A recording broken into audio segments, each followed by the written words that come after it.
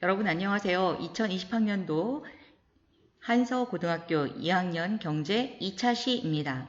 오늘은 희소성 때문에 경제 문제가 발생한다는 경제 문제를 수업하겠습니다. 일단 지난 시간에 내줬던 학습지 정답 다 확인하셨습니까? 제가 여러분이 올린 답안지 다운받아서 채점한 뒤에 점수 기록하도록 하겠습니다. 그러면 오늘의 수업, 희소성에 대한 수업 같이 볼까요? 오늘 학습 목표는 희소성이 존재함을 인식할 수 있다. 두 번째, 희소성 때문에 발생하는 경제 문제가 무엇인지 파악할 수 있다. 입니다. 자, 희소성이라는 것은 경제에서 굉장히 중요한 의미를 갖고요. 이 희소성이 만약에 없다면 경제 문제는 발생할 이유가 없습니다. 그래서 그 의미, 진정한 의미와 특징을 보시면 되겠습니다. 경제 문제의 의미와 발생 원인. 그 의미와 발생 원인에는 무엇이 있나요? 우리가 살펴보도록 하겠습니다. 또 세 번째는 기본적인 경제 문제가 무엇인지 살펴보도록 하겠습니다. 자, 희소성의 의미입니다. 희소성이라는 것은 인간의 욕구는 무한한데 이를 충족할 수 있는 자원의 양이 상대적으로 부족한 겁니다. 다시 줄여서 말씀드리면 욕구 무한 부족 자원 이렇게 되겠죠? 욕구 무한 부족 자원. 그런데 여기서 중요한 단어가 여기에도 빨간색으로 상대적, 노란색으로 상대적이라는 단어가 들어가 있죠. 상대적이라는 것은 시대, 장소에 따라서 달라진다는 것을 의미합니다.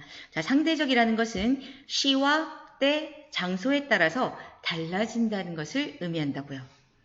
그러므로 희소성은 원하는 양과 존재하는 양을 비교했을 때 원하는 양이 더 많은 것, 원하는 양이 더 많으면 그만큼 희소성이 커지게 됩니다. 왜냐하면 자, 우리 모두 결혼할 때 다이아몬드 반지를 가지고 싶어 합니다. 전 세계의 모든 신부들이 다이아몬드 반지를 만약에 가지고 싶어 한다면 이 땅에 존재하고 있는 다이아몬드는 굉장히 적은 양밖에 없죠. 특히 굉장히 고급, 아주 영롱한 다이아몬드는요. 그래서 존재하는 양이 적어지기 때문에 원하는 양이 많고 존재하는 양이 적을수록 그 희소성이 커지는 것이고 이렇게 드물고 적어지면 어떻게 되느냐? 그만큼 가격이 비싸지게 되죠. 자, 사람들의 욕구에 따라 달라지는 상대적인 개념이기 때문에 상대적 개념, 희소성은 장소, 시대에 따라서도 바뀔 수 있습니다. 자, 희소성의 특징 세 가지, 욕구에 따라 많이 좋아하면 많이 좋아할수록 희소성이 큰 거고 또 장소에 따라서도 희소성이 달라집니다. 예를 들어서 똑같은 물이지만 사막 한가운데서 한 병의 물의 가치와 지금 우리나라에서 한 병의 물의 가치는 완전히 다른 희소성을 갖게 되겠죠. 또 시대에 따라서도 달라집니다.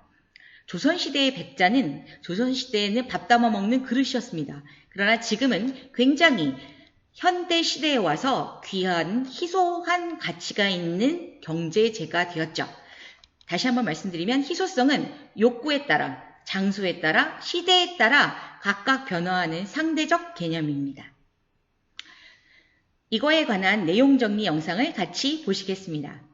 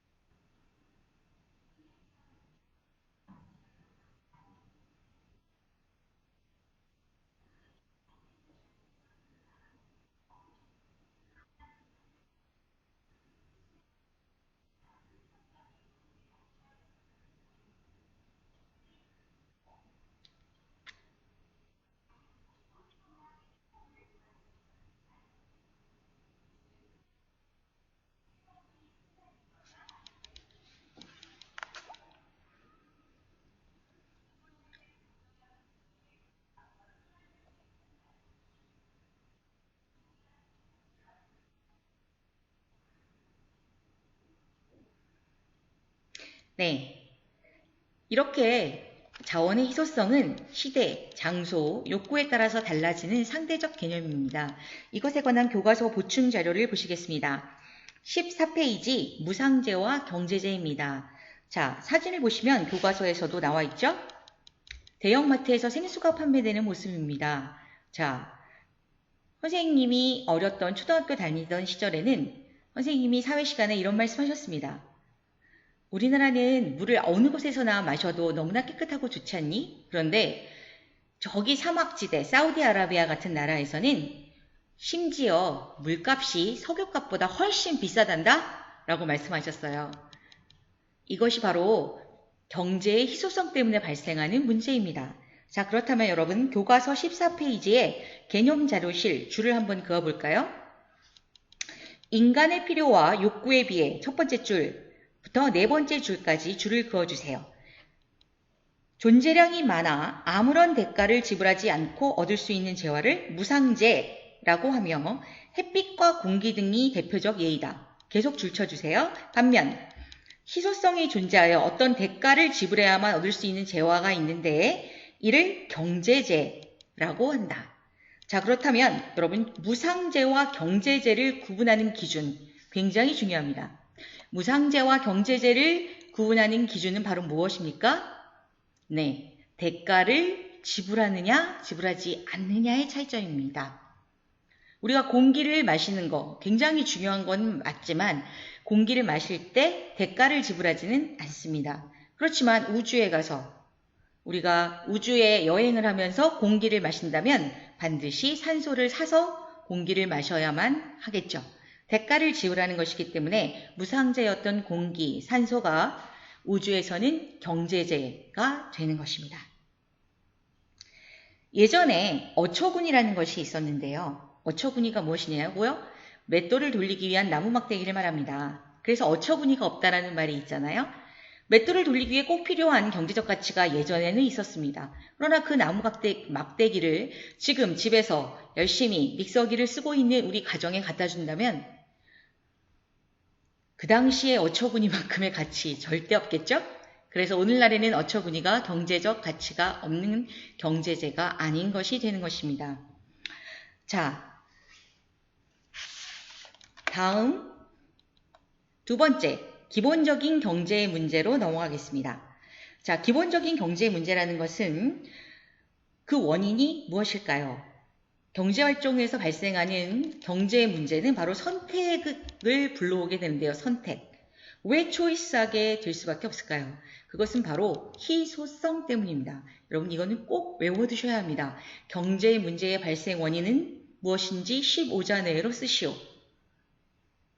15자가 중요한 게 아닙니다. 가장 중요한 말이 들어가야 되죠. 자, 경제 문제의 발생 원인이 무엇입니까? 자원의 희소성입니다. 다시 한번 거꾸로 질문해 볼까요?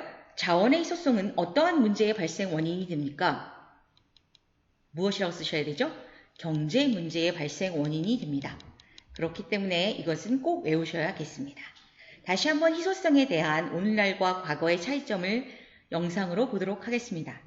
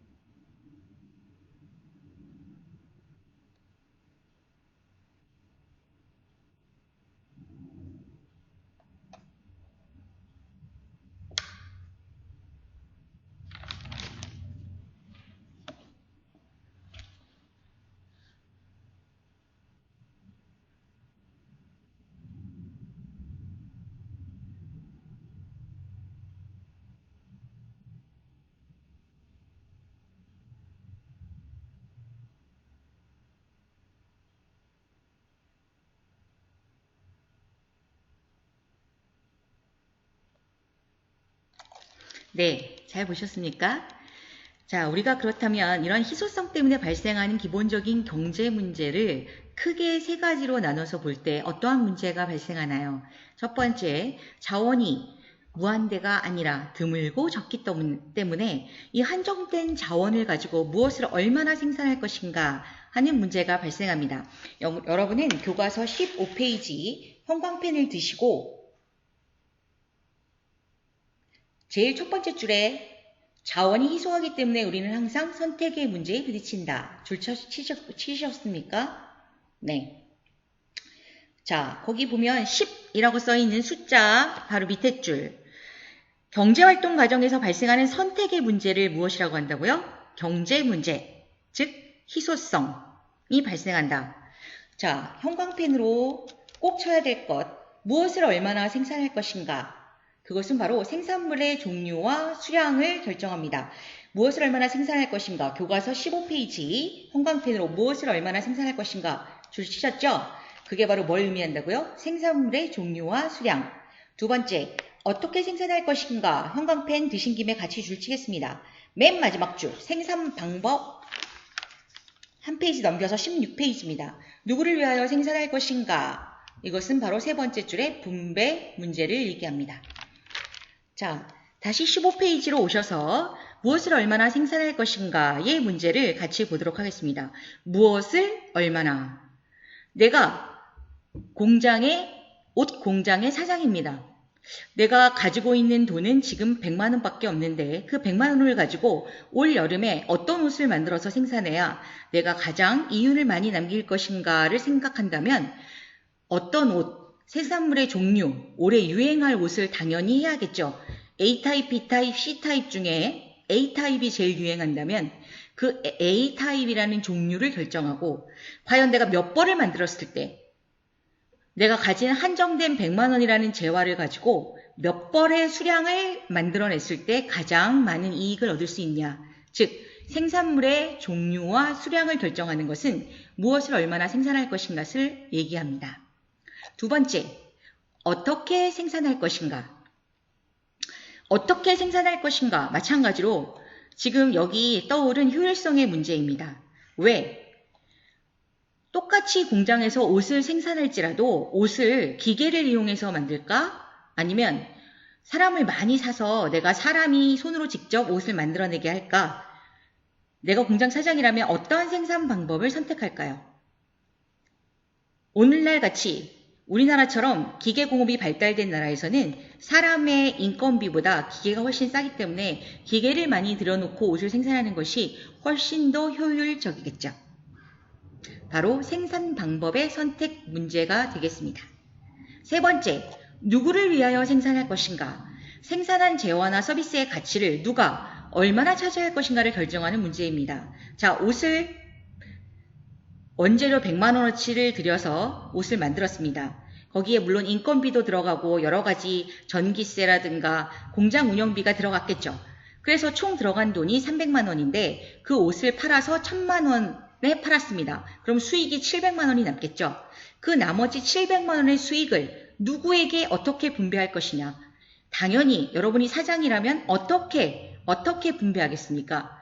훨씬 공장에 많은 기여를 한 사람에게 좋은 제품을 만들어내는데 많은 기여를 한 사람에게 많은 분배를 하겠죠. 이게 바로 월급이 되는 것입니다. 임금이 되는 것이죠. 그래서 우리는 분배를 할 때 누구나 다 많이 받고 싶어 합니다. 그러므로 분배에는 효율성보다는 형평성이라는 경제의 개념이 들어갑니다. 그럼 형평성을 합리적으로 하기 위해서는 어떠한 방식을 취해야 될까요? 구성원 대다수가 동의할 수 있는 합리적 분배 방식이 중요합니다. 한 사람에게 모두 몰빵? 절대 안 되겠죠. 그렇다면 공장에서 일한 나머지 사람들은 다 굶어 죽을 수밖에 없으니까요. 그러므로 구성원 대다수가 동의할 수 있는 좀 더 많은 물건을 생산하고 그 다음에 결점이 없는 물건을 생산한 사람에게 또 어떤 디자인을 조금 더 좋은 디자인을 제시한 사람에게 더 많은 분배를 줄 수 있는 방식이 훨씬 중요합니다. 기본적인 경제 문제들에는 무엇이 있습니까? 자, 세 가지가 있다 그랬죠? 자, 생산물의 종류와 수량을 결정하는 문제. 생산물의 종류와 수량을 결정하는 문제, 생산 방법을 결정하는 문제, 분배 방식을 결정하는 문제, 이렇게 세 가지가 있습니다. 자, 여러분 지금 한번 외워볼까요? 생산물에 뭐와 뭐라고 했습니까? 댓글을 달아주세요. 5초 드리겠습니다. 똑딱, 똑딱, 똑딱, 똑딱, 똑딱. 네, 종류와 수량입니다. 두 번째, 생산 방법을 결정하는 것. 이것도 생산물의 종류와 수량을 결정하는 것이나 생산 방법을 결정하는 것은 경제의 기본적인 성질 두 가지 중에서 무슨 성을 따른다고 했습니까? 써주세요. 똑딱, 똑딱, 똑딱, 똑딱, 똑딱. 5초 드렸습니다. 네, 효율성을 따르는 정책이죠. 자, 분배 방식을 결정할 때는 무슨 방식을 따른다고 했습니까? 네. 무슨 성? 똑딱, 똑딱, 똑딱, 똑딱, 똑딱. 형평성입니다. 이러한 경제 문제의 방식에서 16페이지를 보시면 더 알아볼 거에 우리가 보통 알고 있는 이 세 가지 기본적 경제 문제들에 오늘날 한 가지가 더 추가됐음을 알 수 있습니다. 그것이 무엇이냐고요? 바로 언제 생산할 것인가의 when의 문제가 됩니다. 언제 생산하는 게 도대체 왜 중요한가요? 네, 그것은 바로 환경 문제와 관련이 있습니다. 작년에 여러분은 ESSD, 지속가능한 개발을 배우셨죠? Environmental Sound and Sustainable Development. 여러분이 분명히 배우셨던 환경적으로, environment가 환경, AL이 붙으면 적으로, sound, 소리가 아니라 여기서는 sound body, sound mind에 있는 건전한 신체의 건전한 정신의 건전한이라는 뜻이라 그랬죠. 그리고 sustainable, 예전에 substantial이라고도 했는데 요즘은 sustainable을 더 많이 쓴다고 합니다. 그래서 지속가능한, sustain이 무엇인가를 지속가능하게 하는, 계속 유지하게 하는 able이 붙으면 형용사형 전미사가 되죠. 그래서 지속가능하게 하는 development, 발전입니다. 그러니까 환경적으로 굉장히 건강하고 지속가능하게 할 수 있는 그런 발전, 어떤 게 있느냐. 자, 여러분 만약에 석유를 예를 들어 볼까요? 석유를 오늘 우리가 쓰고 싶은 만큼 다 썼습니다. 그러면 우리 다음 세대, 그 다다음 세대는 더 이상 석유를 쓸 수가 없겠죠. 그럼 자동차 움직일 수 없게 되겠죠. 석유로 굴러가는 모든 여러 가지 물건들 하나도 작동되지 않습니다.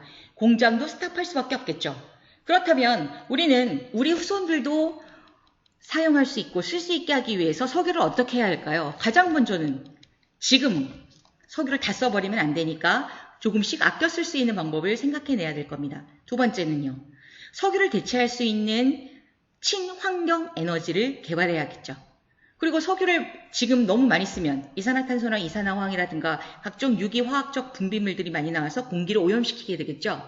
그렇다면 공기를 오염시키지 않을 수 있는 대체 연료를 개발하는 기술력을 훨씬 발전시켜야 할 수 있을 겁니다. 그리고 재활용 기술. 자, 우리나라가 전 세계에서 가장 석유를 재생산해서 많이 수출하는 나라라고 했죠. 우리나라는 석유 생산국이 아닙니다. 그런데 어떻게 석유를 수출하냐고요? 네, 석유로 만든 여러 가지 물건들을 우리가 잘 어떻게 합니까?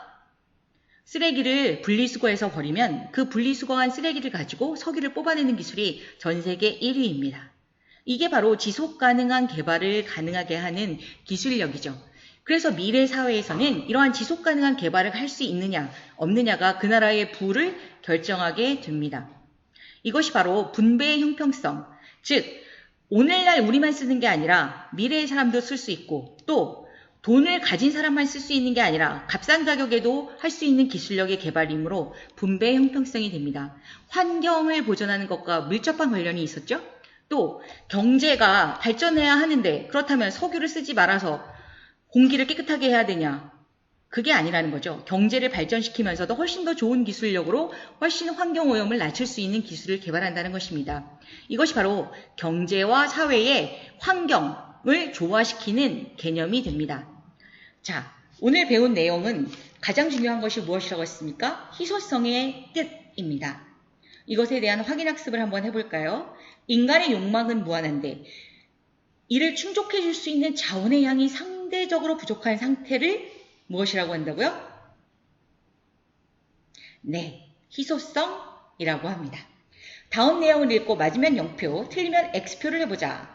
희소성은 장소나 시대에 따라 변화할 수 있습니까?